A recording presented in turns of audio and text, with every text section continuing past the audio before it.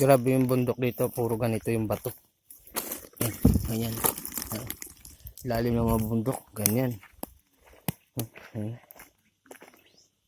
Kita nyo. Yan. Halos lahat ng bundok ganyan ng bato. Lalim. Rock formation. Ganyan.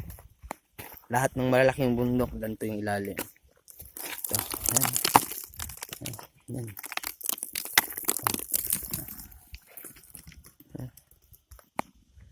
May ganyan yan kasi ginagawang kalsada. Ang ganda ng pagka-rock formation niya. Kita niya.